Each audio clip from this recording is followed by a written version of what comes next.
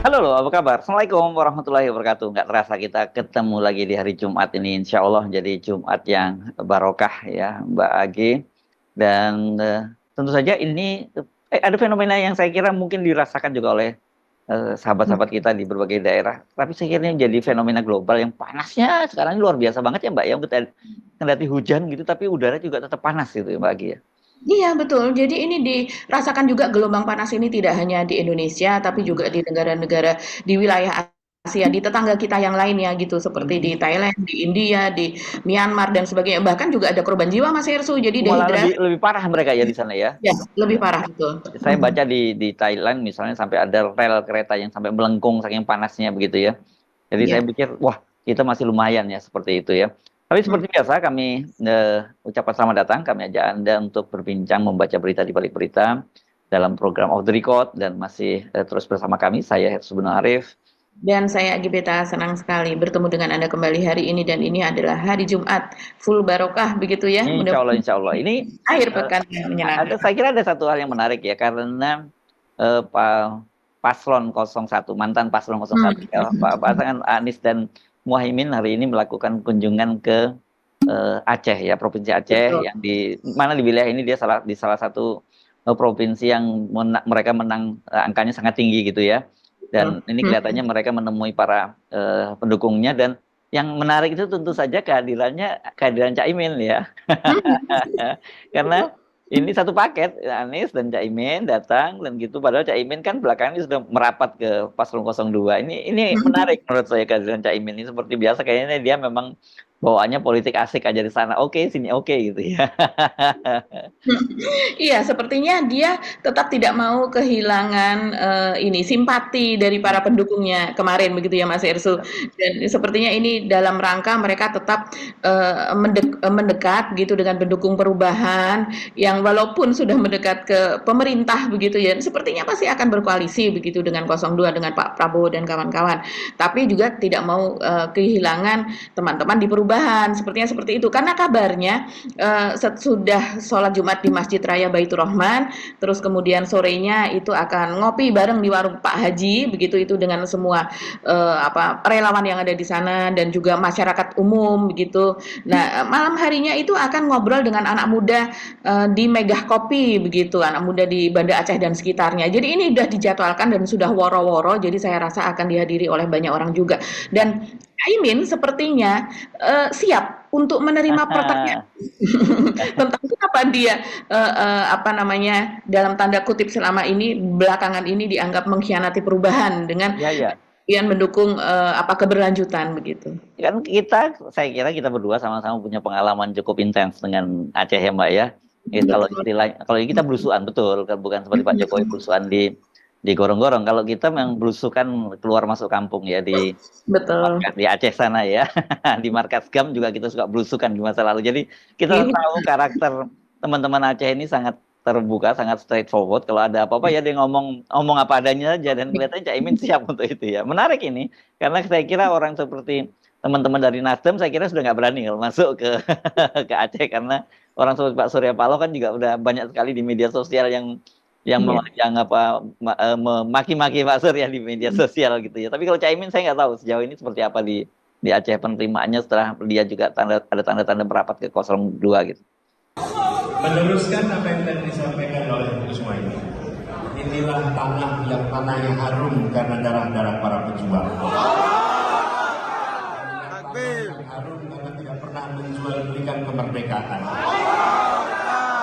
Tanah yang ibu-ibunya melahirkan orang-orang pemberani. Kami berdua datang ke sini untuk menyampaikan rasa syukur dan terima kasih karena orang-orang pemberani memberikan kepercayaan kepada kami.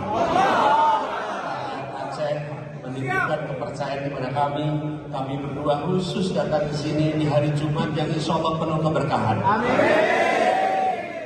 Kepercayaan itu kami emban, kami perjuangkan dengan sekeras-kerasnya, kami perjuangkan dengan sehormat-hormatnya, kami perjuangkan dengan semulia-mulianya, kami perjuangkan sampai setuntas-tuntasnya.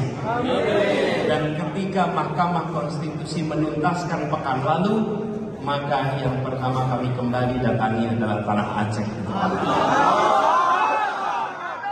lalu proses ini selesai semua. Hari ini kami datang untuk menyampaikan bahwa amanah itu sudah diemban. Perjuangan untuk perubahan sudah kami ikhtiarkan. Hari ini konstitusi kita telah menetapkan siapa yang mendapatkan mandat.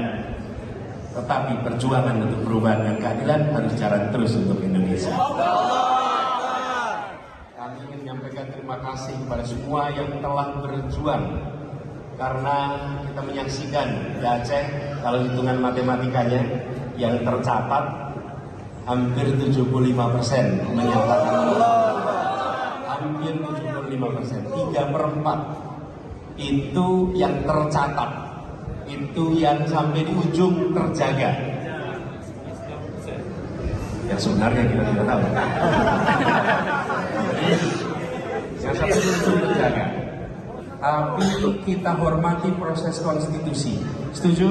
Hormati. Perjuangan kita sudah kita lakukan dengan luar biasa. Dan sekarang saatnya kita membangun Indonesia. Kita akan terus tetap berjuang. Gus Muhaimin, saya dan semuanya. Saya mengajak kepada seluruh masyarakat Aceh, mari kita teruskan perjuangan ini. Insya Allah ke depan Aceh makin maju. Amin. Dan keadilan makin terjadi di Aceh. Iya betul. Kalau di media sosial orang kecewa betul dengan Pak Suryo Paloh begitu. Ya. Karena juga Pak Suryo Paloh kan bertemu sendiri dengan Pak Jokowi begitu ya. Jadi orang menduga-duga komitmen apa sih yang apa janji-janji begitu ya di pemerintahan nanti. Tapi kalau Caimin ini memang dia mempunyai basic apa ya Mas Ersu selama menjadi cawapres dari Anies kemarin itu dia seperti Anies Bubble begitu ya. Dia memiliki fans juga gitu dan fansnya ini cukup aktif dan juga cukup bisa dikatakan cukup fanatik begitu ya Mas Ersu. Dan kemudian mereka asik dengan karakter Caimin. Jadi sepertinya karakter Caimin ini adalah karakter baru yang baru dijumpai, yang kita tidak tahu bahwa selama ini kan kita tahunya Pak Caimin ini dari NU, dari PKB yang nggak asik begitulah ya. Tapi ketika kemarin dia kemudian juga menggelar ada desak Anies begitu, terus kemudian selepet Caimin begitu kan, dan itu berlangsung secara intensif sehingga saya rasa memang ada apa ya kedekatan dari masyarakat begitu dengan Caimin ini. Jadi walaupun dia kemudian merapat kepada pemerintahan baru Prabowo Gibran, saya rasa tetap ada apa ya celah atau bonding tersendiri antara Caimin ini dengan para pendukungnya. Ya ini menarik saya kira ya apa yang dilakukan oleh Anies ini jarang saya kira malah belum pernah dilakukan oleh kandidat calon presiden lain yang kalah gitu ya dalam dan kemudian dia mendatangi para konstituennya. Sebelumnya sempat ke Sumatera Barat ya Mbak ya? Betul, sebelumnya sempat ke Sumatera Barat, begitu juga ketika itu kan ada bencana Sumatera Barat, mendatangi juga bencana, terus kemudian bincang-bincang dan sebagainya. Dan saya rasa, saya mendengar sih, bahwa sesudah ini pun mereka akan datang ke beberapa tempat yang lain. Nah, ini bisa jadi juga, apa namanya, faktor-faktor elektabilitas walaupun sekarang sudah nggak pilpres lagi tapi faktor popularitas elektabilitas Anies ini sepertinya bisa menjadi dukungan pada masa pilkada ini juga Mas Irsu dimanfaatkan untuk PKB. Walaupun kita tahu kita belum tahu apakah dia akan maju pilkada di Jakarta. Kalau kemudian dia maju dari mana dia akan maju itu kan masih jadi tanda tanya karena jelas seperti PKS yang juga cukup punya kedekatan dengan Anies sudah memastikan tidak akan mengusung Anies karena mereka punya calon sendiri begitu ya.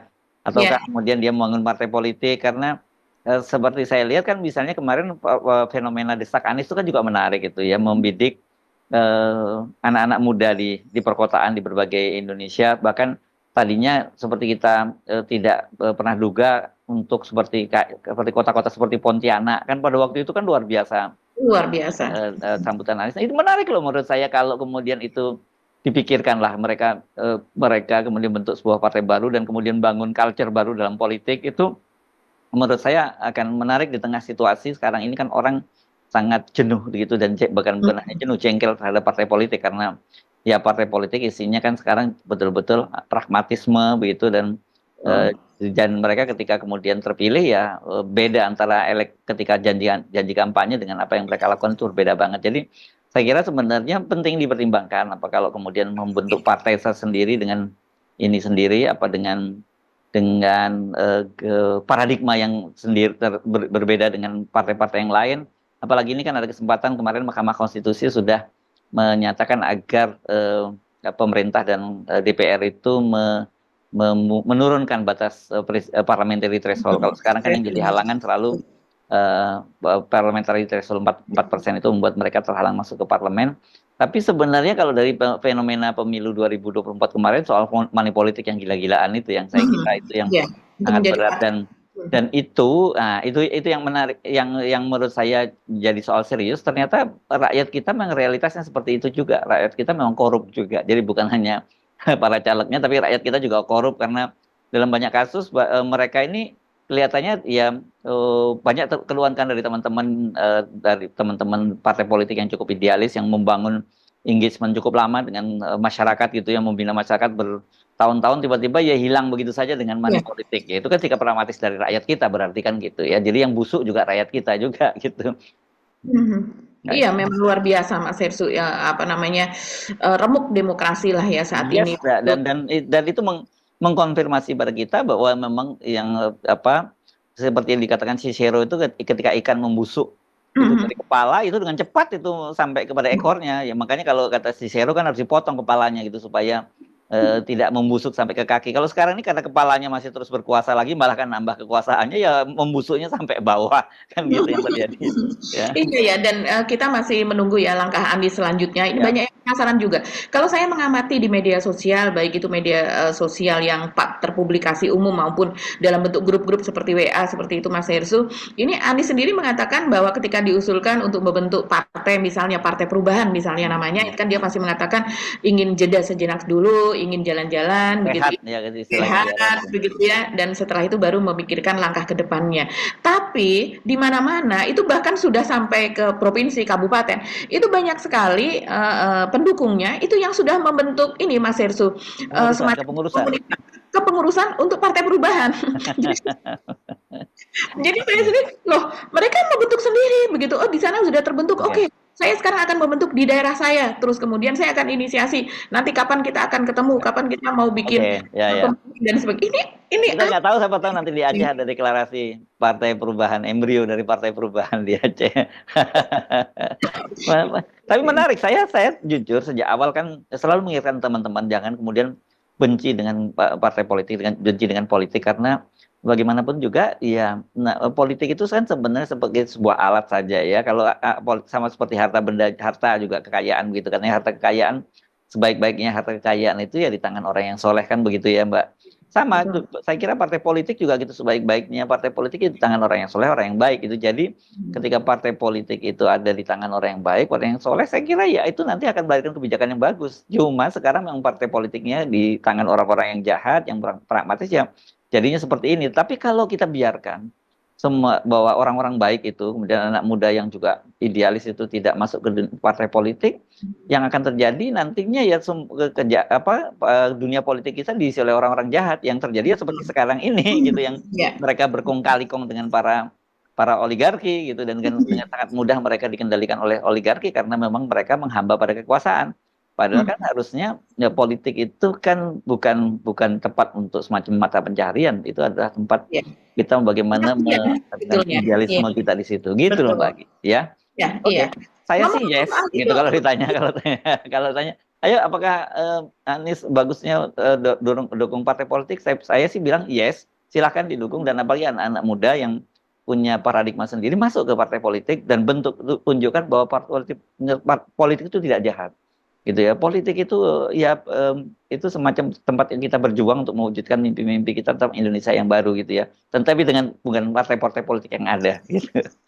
Iya, kita bisa bayangkan kalau seandainya memang Anies keluar dari politik begitu ya, dan kemudian untuk tahun 2029 mungkin namanya sudah redup, tidak ada yang mengangkat gitu dan sebagainya, tidak ada yang mencalonkan gitu. Ya kemungkinan kalau seandainya sekarang ini kita lihat PDIP sepertinya itu akan menjadi oposisi begitu ya Mas Hersu, sulit untuk ketemu. Nah, artinya nanti tahun 2029 ya itu aja lagi begitu. Situasinya akan mungkin 90% sama seperti saat ini begitu. Yes, jadi tidak akan yang berubah. Dan buat kita, saya kira mungkin karena dari sisi usia gitu, Mbak, kita mungkin tidak akan lagi menentukan Indonesia, tapi kan teman-teman anak-anak muda ini yang masa depannya masih panjang, dia harus merebut masa depan itu. Jangan dibiarkan situasi seperti ini dan jangan tinggal diam, harus rebut. masa depan ya, nggak boleh pasif gitu. Oke, saya kira itu soal Anies ya, kita dorong ya, kalau dia kemudian mau menjadi partai politik, tentu saja kita pasti akan memberikan support pada mereka selama mereka masih dengan value ya, karena saya kan selalu ditanya oleh teman-teman gimana soal pemilu itu. Saya bilang saya tidak pernah merasa kalah dalam setiap kali pemilu maupun pilpres gitu. Loh, kenapa kok nggak kalah? Karena kan saya bukan orang per orang yang saya support. Yang saya support itu nilai value. Kalau value tidak ada menang kalah, selalu menang kalau kita bicara tentang value kan gitu. Iya. Iya, iya, betul sekali Mas Irsu. Mungkin ini berkaitan dengan ini tadi sekilas kita sudah membicarakan soal pemerintahan begitu yang berteman baik atau bahkan juga dikuasai atau bahkan juga dimodali oleh oligarki begitu ya. Nah, ini ada hubungannya dengan ini. Sekarang sedang viral nih protes dari Pak Muhammad Said Didu atau MSD atau Manusia Merdeka, kita sering menyebutnya demikian Mas Irsu. Selain aktif di media sosial, Pak Said Didu ini kan juga apa namanya banyak yang menganggapnya sebagai ini orang ribut banget sih begitu ya. Tapi kalau kita telusuri Mas Hersu, dia kalau seandainya ribut itu dia memang mendatangi lokasinya. Seperti waktu itu dia ribut IKN, dia udah duluan di titik 0 IKN gitu dan untuk melihat lokasinya. Jadi ketika dia mengatakan suasananya seperti ini, yang dibangun itu adalah ini, kemudian dia melihat masyarakat adatnya di mana, letaknya apa dan sebagainya. Terus kemudian target visi misi dari IKN itu kapan akan dihuni dan sebagainya. Ya kita yang belum pernah ke sana kita tidak bisa membantah karena dia mengatakan sesuatu dengan atas mata dan kepala sendiri dia melihatnya. Dan ini yang baru yang dia protes, ini rupanya tanah Pak Said Didu itu juga menjadi bagian dari yang akan dibebaskan oleh PSN PIK, yaitu Pantai Indah Kapuk. Yang kita tahu PSN adalah proyek strategis nasional dan pada bulan Maret yang lalu ya ada ratas Pak Jokowi dengan sejumlah menteri yang akhirnya kemudian diumumkan oleh Erlangga Hartarto, Menko Ekonomi ketika itu ya, yang mengatakan bahwa Pantai Indah Kapuk dan BSD menjadi bagian dari belasan PSN baru pada tahun ini. Dan itu rupanya kita sudah kontenkan juga, kita sudah diskusi soal ini Mas Hersu, bagaimana sebuah wilayah ketika dijadikan PSN, maka itu akan banyak aturan yang diterobos. Aturan yang panjang itu kemudian akan menjadi sangat-sangat pendek demi kepentingan pembangunan proyek strategis nasional tersebut, dan biasanya kemudian semuanya seperti berjalan terburu-buru begitu ya, tidak seperti biasanya. Dan banyak juga PSN di mana masyarakat menjadi dikorbankan atas nama pembangunan begitu. Dan ini protes terbaru dari Pak Said Didu ini cukup menarik Mas Hersu, mungkin kita bisa mendengarkan saja. Ini cukup viral, saya ini mendapatkan dari WA dan kemudian saya cek juga ke akun X atau akun Twitternya Pak Said Didu begitu ya. Dan ini videonya. Assalamualaikum warahmatullahi wabarakatuh. Saya hari ini muter-muter sekitar wilayah yang dinyatakan sebagai proyek strategis nasional yang kita tahu pemiliknya adalah PT Agung Sedayu yang akan membangun jalan tol. Nah, lihat faktanya di lapangan, inilah wilayah-wilayah sekitar mulai dari PIK sampai Teluk Naga. Ini sudah habis dipatok-patok oleh para pengembang tadi. Dan dampaknya adalah rakyat terusir karena dipaksa menjual tanahnya dengan harga yang telah ditetapkan. Informasinya 50.000 per meter. Dan kalau Anda tidak mau menjual, maka dipaksa harus menjual. Dia harus melaporkan ke pengadilan. Dan kita tahu pengadilan, tahu sekarang seluruh aparat sudah terlibat dalam proyek strategi nasional ini untuk menggusur rakyatnya. Nah, coba bisa bayangkan, kita selalu bangga. Dari awal saya pertanyakan, kenapa proyek Pantai Indah Kapuk dengan jalan tol yang dibangun itu menjadi proyek strategis nasional? Ternyata tujuannya adalah untuk menggusur rakyat, karena dengan menjadikan proyek strategis nasional, maka seluruh aturan-aturan yang terjadi di daerah itu dilibas oleh peraturan pusat. Dan semua aparat tidak bisa berperan lagi karena itu dikendalikan oleh pusat. Ini adalah koordinator pengusiran rakyat demi proyek strategi nasional yang jelas-jelas adalah milik swasta. Saya menjuga pada, coba lihat rakyat sekarang, nelayan-nelayan ini sudah nggak bisa lagi melaut karena sudah dipagar, laut-laut sudah dipagar oleh pengembang. Dan tanah-tanah di darat, sawah-sawah tadi saya sudah kunjungi, itu semua sudah dipatok dan dipaksa untuk menjual. Termasuk tanah saya juga kena. Jadi saya juga mengalami, tapi saya tidak akan jual tapi kemungkinan akan ditimbun sekitarnya untuk saya terusir. Inilah betul-betul adalah negara ini betul-betul sudah dikuasai oligarki dan aparat. Pemerintah hanya alat bagi oligarki untuk menggusur rakyatnya. Semoga penderitaan rakyat Indonesia bisa diakhiri, dan saya berharap masih ada hati nurani beberapa orang untuk menyelamatkan bangsa Indonesia. Oke, ini saksi nyata. Terima kasih. Assalamualaikum warahmatullahi wabarakatuh. Waalaikumsalam. Marah saya. Sawah-sawah perumahan rakyat sudah terusir karena dengan dijadikannya sebagai proyek strategis nasional, maka yang faktanya adalah pemiliknya adalah pengembang Pantai Indah Kapuk. Nah, mereka bisa mengusir rakyat tanda kutip sesuai dengan keinginan mereka. Karena dengan PSN, proyek strategis nasional, maka rakyat tidak berhak lagi mempertahankan haknya. Dan mereka harus rela melepaskan tanahnya dengan harga yang sudah ditetapkan. Tidak ada tawar-menawar. Apabila Anda menolak, maka Anda hanya disuruh ke pengadilan. Tanahnya tetap diambil dan berperkara di pengadilan. Rakyat sekarang mengalami semua seperti ini. Lihat, nelayan-nelayan sudah tidak bisa menangkap ikan dengan baik, memasang bagan. Lihat, bambunya nggak bisa lagi dipasang karena laut, pinggir laut sudah dipatok oleh pengembang. Sawah-sawah sudah habis, termasuk salah satu sawah saya juga, tembak saya kena juga. Nah, ini dipaksa oleh penguasa untuk mengusir rakyatnya demi atas nama proyek strategi nasional yang sebenarnya dinikmati oleh pengembang untuk kekayaan mereka. Saya mengetuk hati kepada pejabat, punyalah hati nurani. Mereka tinggal di sini sudah ratusan tahun tinggal di wilayah ini, tapi mereka harus terusir atas nama proyek strategis nasional yang sebenarnya tujuannya adalah untuk menguntungkan para pengembang merampok negara ini. Wahai para perampok negara, merampoklah kalian, tapi janganlah menyiksa rakyat. Tapi saya harap berhentilah merampok, dosa kalian terlalu besar. Terima kasih. Saya menggugah kepada pengambil kebijakan, tinjau kembali proyek strategis nasional karena Pantai Indah Kapuk, karena faktanya hanya digunakan untuk menggusur rakyat untuk kepentingan para pengembang. Terima kasih. Mohon maaf, saya marah karena saya melihat sudah tidak ada lagi negara melindungi rakyatnya. Dia adalah melindungi para konglomerat. Terima kasih. Oke, Mbak Gia, tadi itu pernyataan dari Pak Saidil ini mungkin kita tentu penting untuk diberikan konteksnya. Sebenarnya ada apa nih tiba-tiba Bang Saidil itu seperti marah seperti itu, Mbak Agi?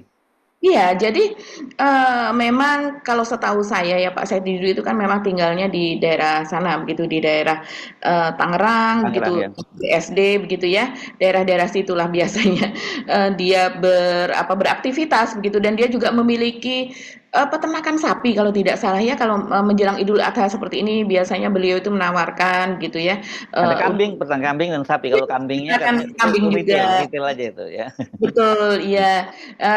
Juga kebun anggrek kalau tidak salah begitu. Kebun anggrek yang cukup lumayan, yang memperkerjakan pekerjanya dari orang-orang di daerah setempat begitu.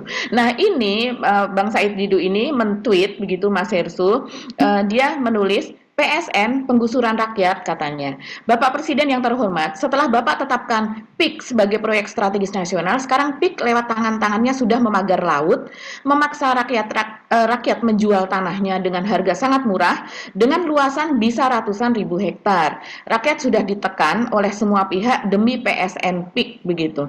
Ya kita tahu memang PSN PIK ini kan status PSN diberikan kepada proyek pengembang yang kita tahu dimiliki oleh Sugianto Kusuma atau Aguan begitu Mas Hersu. Dan Aguan ini adalah pemimpin dari konsorsium Nusantara yang berinvestasi lah begitu ya pada akhir tahun yang lalu sekitar September Oktober 2023 di IKN begitu. Dan ketika itu kita tahulah bahwa IKN ini memang mandek investasinya, baik Pak Luhut, terus kemudian pihak otorita IKN dan sebagainya juga kan berusaha mendapatkan investasi dari luar, dari Timur Tengah, dari Jepang, dari apa Kanada dari manapun lah ya, dari Singapura dan sebagainya, tapi kemudian belum mendapatkan investasi dari luar. Jadi mereka berusaha untuk mendapatkan betul supaya dapat dibangun. Dan salah satu kemudian yang seolah menjadi pahlawan bagi Pak Jokowi itu adalah kelompok Aguan dan kawan-kawan ini, Mas Hersu, Ya, ya, begitu. ya.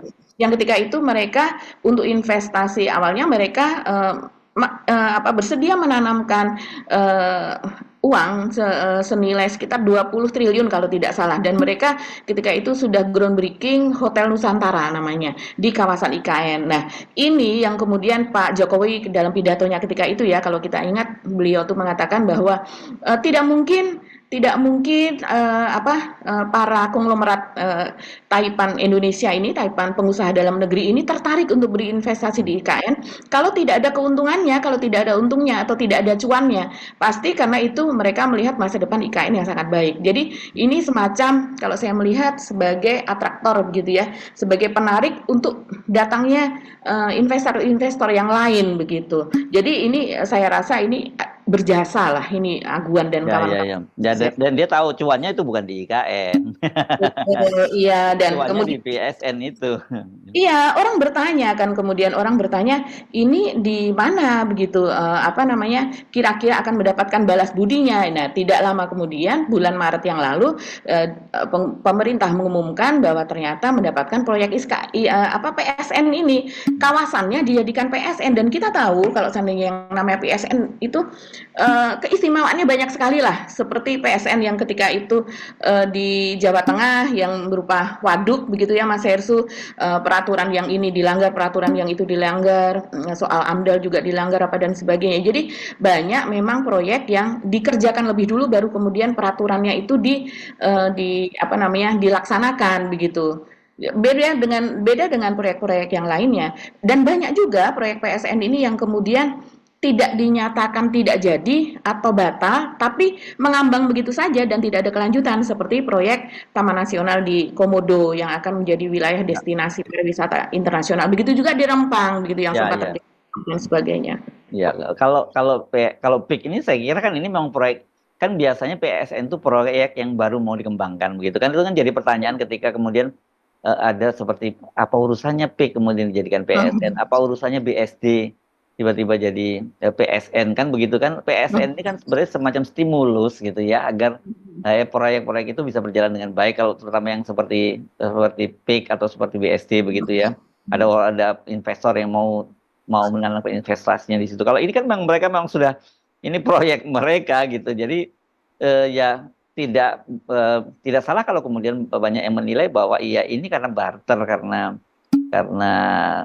Aguan sudah menolong Pak Jokowi kan Pak Jokowi ini kan sebenarnya seperti orang kebingungan kan kemarin tuh ya, udah pamer bolak-balik sana sini investor akan berebut masuk ke IKN, tapi ternyata kok tidak ada juga yang masuk begitu, dan sementara kemudian ini waktu dia untuk menjabat sebagai presiden itu kan sudah hampir habis kan begitu. Karena itu ya kemudian ketika dia masuk ke IKN, pasti orang kemudian ada urusannya apa. Sebagai seorang pengusaha kan dia pasti tahu benar sebenarnya yang diomongin oleh Pak Jokowi, kalau Aguan nggak mungkin mau masuk ke IKN kalau nggak tahu di situ ada cuannya.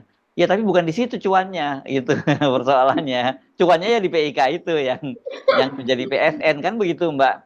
Dan saya kira orang seperti Aguan juga akan melihatnya jangka panjang. Sekarang dia tahu bahwa ini bagaimanapun rezim pemerintahnya Prabowo Gibran ini adalah rezim kelanjutan Pak Jokowi. Jadi dipastikan proyek-proyek yang selama ini dia punya komitmen dengan Pak Jokowi bakal aman kan begitu. Apalagi kalau kemudian Gibran yang bisa jadi presiden dan kemudian dia pada periode berikutnya jadi presiden, aman banget mereka ini gitu Mbak. Iya, betul sekali Mas Hersu. Jadi kalau seandainya beberapa Taipan tersebut, yang terakhir itu ada 10 ya ketika itu masuk ke dalam konsorsium Nusantara begitu. Yaitu ketika pada bulan September ketika groundbreaking Hotel Nusantara tersebut, yang datang selain Aguan sendiri sebagai ketua konsorsium, bisa dikatakan demikian. Kemudian ada bos Indofood, Frankie Welirang, begitu juga dari bos Sinarmas, ada Pulau Intan, kemudian ada dari Salim gitu ya, grup Salim, kemudian dari Barito Pacific, Astra, Mulia Group, juga ada kawan lama kalau tidak salah begitu. Jadi ini memang nama-nama konglomerat papan atasnya Indonesia. Belakangan ini malah masuk Sukanto Tanoto begitu. Nah, ini yang baru mendapatkan PSN baru 2 nih Mas Ersu, baru Aguan dan dari BSD begitu. Dan Sinarmas ya. Dari Sinarmas. Bagaimana dengan yang lainnya? Apakah mereka juga akan dapat soal waktu aja. Begitu kan? Kita belum soal.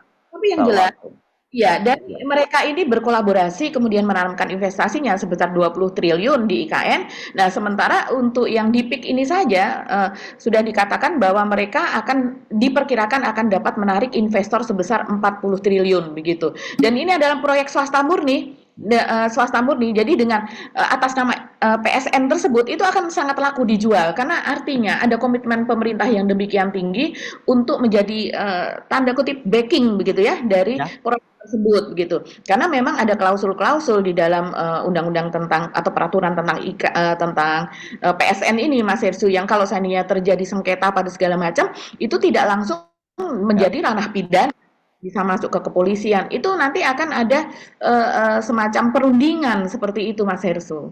Yes, oke. Jadi kita jadi rasanya mau ngomong speechless ya kalau pemerintahnya Pak Jokowi. Begitulah kira-kira cara bekerja pemerintah Pak Jokowi yang konsepnya kerja ya. Pokoknya yang penting kerja dulu, tapi apakah kemudian nanti itu AMDAL-nya jalan atau tidak itu bukan urusan gitu. Jadi nanti saya kira atas nama PSN nanti segala macam AMDAL segala macam itu bisa diterabas Mbak Agi di PIK tuh. Ya, biasanya sih demikian ya, AMDAL-nya dikerjakan belakangan dan sebagainya begitu ya, karena ini kan atas nama investasi. Atas nama investasi dan atas nama PSN pula kan gitu ya. Puluhan triliun. Dan ini ada sekitar 1.700 sekian hektar lah begitu yang akan dikembangkan. Di sana nanti akan ada sirkuit internasional ya, mungkin hampir sama dengan Mandalika karena nanti seperti F1 dan sebagainya katanya berlaga di sana. Begitu juga lapangan golf dan katanya juga sebetulnya ada ekowisata begitu Mas Hersu, tapi saya tidak tahu ekowisata seperti apa. Kita juga bisa melihat ini karena Pak Said Didu itu juga protes soal apa namanya terancamnya mangrove di sana. Dia mengatakan bahwa saya sudah menanam mangrove gitu sebagai penghuni setempat gitu ya, bersama komunitas di sana apa namanya pecinta hutan mangrove apa dan sebagainya. Tapi ya mungkin itu akan nantinya kita tidak tahu nanti ke depan seperti apa. Nah, Pak Said Didu juga mengatakan bahwa tapi dia akan bertahan di sana, tidak akan mau menyerahkan tanah tersebut karena tanah di sana saat ini dihargai sangat murah. Dan memang ada ketentuan kalau ada PSN atau semacam proyek semacam ini Mas Hersu, itu tanah setempat yang sudah dipatok untuk dijadikan PSN itu tidak boleh diperjualbelikan kepada umum begitu. Yang tidak lagi bisa masuk sebebasnya untuk nangkap ikan di wilayah tersebut. Inilah hasil karya pemimpin yang tidak bermoral mengusir rakyatnya. Saya berharap Ketapang aquaculture 20 tahun akan datang masih tetap ada dan tidak dicamplok oleh Pantai Indah Kapuk. Pantai Indah Kapuk kan ini juga terancam. Bismillahirrahmanirrahim. Mudah-mudahan pohon aku masih bisa melihat kau 10-20 tahun akan datang dan tidak dihancurkan oleh para bedebah-bedebah negeri ini yang sudah merampok rakyatnya dan merusak lingkungannya. Amin. Mari kita berdoa, ya Allah, ini ciptaanmu, pohon-pohon yang kau ciptakan, insya Allah bertasbih kepadamu untuk menyelamatkan negeri ini, karena sepertinya doa manusia di Indonesia sudah tidak mempan lagi karena mereka gampang sekali disogok. Doa pohon, doa ikan, doa semua. Saya berharap Allah mendengarkan sehingga terketuk hatinya, hati para pemimpin agar tidak lagi menjadi budak para konglomerat untuk mengusir rakyatnya dan merusak lingkungannya. Bismillahirrahmanirrahim. Hai mangrove, 10 tahun, 20 tahun akan datang. Doamu kepada Allah, tasbihmu kepada Allah. Saya berharap menyelamatkan bangsa ini. Saya tidak berharap lagi kepada pemimpin-pemimpin negeriku karena mereka betul-betul menjual negerinya. Saya katakan, Ketapang ini sudah di tengah-tengah lahan yang sudah dibebaskan oleh proyek strategis nasional Pantai Indah Kapuk. Sudah, jadi ini tinggal menunggu waktu juga. Mudah-mudahan masih bisa tumbuh. Amin. Bismillahirrahmanirrahim. Bapak pintar banget tanamnya tuh. Ya. Oke, kita pindah ke topik berikutnya Mbak Agi. Iya. Topik berikutnya apa nih kira-kira yang menarik Mas Hersу? Saya kira banyak hal sebenarnya semua menarik gitu ya, tapi tergantung bagaimana perspektifnya saja. Ya. Anda mau yang mana aja menurut saya menarik semua Mbak Agi. Iya, iya. Jadi ini saya rasa warung Madura misalnya Mas Ya, Herssu ya. itu unik itu. Kasus di Warung Madura ya bisa. Oke. Iya ya. Jadi orang Madura ini kalau saya melihat kan orang pesisir ya Mas Herssu. Orang pesisir ini mereka daya juangnya sangat-sangat kuat. Baik itu di tanah mereka sendiri maupun mereka ada di wilayah lain gitu. Kita hampir di semua kalau saya karena saya kebetulan bidang studi saya itu juga soal apa namanya perikanan dan kelautan. Gitu, ya. Jadi saya setiap kali berkunjung ke berbagai pantai begitu wilayah-wilayah yang ini selalu bertemu dengan orang Madura, orang Makassar, orang Bugis begitu. Ya, ya. Dan mereka ini memang karena ada di selain mereka juga jadi pelaut, mereka juga mereka bisa berusaha dimanapun begitu ya dengan daya juang yang sangat tinggi begitu di kota-kota besar maupun di ini. Jadi warung Madura ini memang menjadi pesaing dari minimarket dan sebetulnya ini seharusnya membuat kita gembira begitu. Sesuatu yang diperkenalkan saya rasa ini oleh orang Madura ini kalau seandainya misalnya penduduk setempat itu ingin juga atau memiliki apa ya semangat juang yang sama, mereka malah justru bisa meniru apa yang dilakukan oleh teman-teman Madura ini. Sebelumnya ngomong-ngomong begini, memang ini sekarang ini lagi viral gitu ya di Instagram ini. Kan itu kan sebelumnya ribut-ribut kenapa warung Madura itu jadi ramai kan ribut-ribut di Kelungkung ya kalau tidak saya. Jadi di Kelungkung ya, yang dibatasi apanya operasionalnya karena mereka kan selama ini 24 jam buka begitu dan katanya pengusaha minimarket itu pada protes gitu karena kenapa justru jadi pesaing mereka karena mereka kena pembatasan waktu buka sementara warung Madura kan tidak dan saya juga belakangan baru tahu ternyata ada fenomena warung Madura yang buka 27 kali 24 jam bahkan pokoknya nggak pernah kena hari libur ya buka terus gitu dan ini memang unik khas Madura itu dan nah ini yang kemarin sempat bikin ribut kan karena sempat itu sekjen Kementerian UMKM itu kok justru terkesan malah membela pengusaha-pengusaha minimarket begitu yang gitu kemudian dapat kecaman dari kanan kiri termasuk juga dari PP Muhammadiyah misalnya gitu ya dan kemudian belakangan mereka membantah mereka bukan ikut larang tapi justru mereka ya ngeles lah kira-kira begitu ya karena jelas kenyataan sebelumnya dia meminta agar para pedagang Madura itu mematuhi aturan pemerintah daerah setempat. Nah, video ini lucu. Ini juga mengingatkan logika orang Madura yang kadang-kadang buat orang kita aneh gitu. Saya nggak tahu ini sekedar joke atau betul atau itu menang seperti itu ada videonya. Jadi karena dilarang 24 jam bukanya, jadi mereka sekarang buka tulisannya warung Madura buka 25 jam. Coba kita lihat videonya ini ya.